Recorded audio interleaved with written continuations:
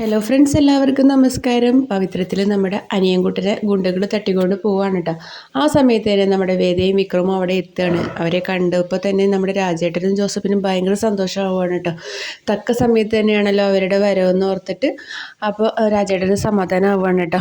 അങ്ങനെ ഗുണ്ടകളുമായിട്ടുള്ള മൽപ്പിടുത്തത്തിനൊടുവിൽ ഗുണ്ടകളെ അടിച്ചു വീഴ്ത്തി അനിയൻകുട്ടനെ വിക്രമ് രക്ഷിക്കുകയാണ് കേട്ടോ. അപ്പോൾ വേദ പറയുന്നുണ്ട്, തൽക്കാലം ഞങ്ങൾ ഇവിടെ നിന്ന് മാറി നിൽക്കുകയാണ്, കാര്യങ്ങൾക്കൊക്കെ ഒരു തീരുമാനമായിട്ട് ഞങ്ങൾ തിരിച്ചെത്തും രാജേട്ടാന്ന് പറഞ്ഞിട്ട് നമ്മുടെ വേദയും വിക്രമും അനിയൻകുട്ടനെയും കൊണ്ട് പോവുകയാണ് കേട്ടോ. ഈ തൊട്ടു പുറകെ തന്നെ നമ്മുടെ പോലീസുകാരും അവിടെ എത്തുകയാണ്. വിക്രം എവിടെയാണെന്ന് ചോദിച്ചിട്ട് വരികയാണ് കേട്ടോ.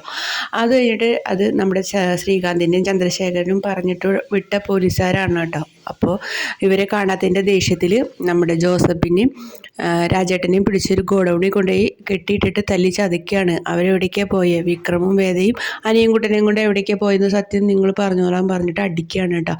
അപ്പോൾ അവർ പറയുന്നുണ്ട്, ഞങ്ങൾക്കറിയില്ല, ഇവിടെ നിന്ന് രക്ഷിച്ച് പോയത് മാത്രമേ ഞങ്ങളോടൊന്നും പറഞ്ഞില്ല എന്നൊക്കെ പറയുന്നുണ്ട് കേട്ടോ. ഇത് പറയാതെ നിങ്ങളിവിടെ നിന്ന് വിടില്ല, അല്ലെങ്കിൽ നിങ്ങളുടെ മരണം ഉറപ്പാണെന്നൊക്കെ പറയുകയാണ്.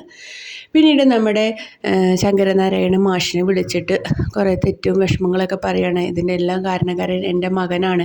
എൻ്റെ മകൻ ഇങ്ങനെയൊക്കെ ചെയ്തിട്ടുണ്ടെങ്കിൽ അത് വേദ തെളിയിക്കും. എൻ്റെ മകൻ തെറ്റുകാരനാണെങ്കിൽ അവൻ ശിക്ഷ അനുഭവിക്കും. വേദ വിക്രത്തിൻ്റെ നിരപരാധിത്വം തെളിയിച്ച് കൊണ്ടുവരും, മാഷ് സമാധാനപ്പെടുത്തും എന്നൊക്കെ പറഞ്ഞ് മാഷിനെ ശങ്കരനാരായണൻ സമാധാനിപ്പിക്കുകയാണ് കേട്ടോ. പിന്നീട് നമ്മുടെ വേദയും വിക്രമും ഒരു ഹൈവേയിൽ വെച്ച് ഒരു പാണ്ടിലോറി വരികയാണ്. നമ്മുടെ വേദയും വിക്രമും അതിൽ കയറി യാത്ര തുടരുകയാണ് കേട്ടോ. അപ്പോൾ നമ്മുടെ വീഡിയോ ഇഷ്ടമെങ്കിൽ ലൈക്ക് ചെയ്യാനും ഷെയർ ചെയ്യാനും സബ്സ്ക്രൈബ് ചെയ്യാനും മറക്കല്ലേ.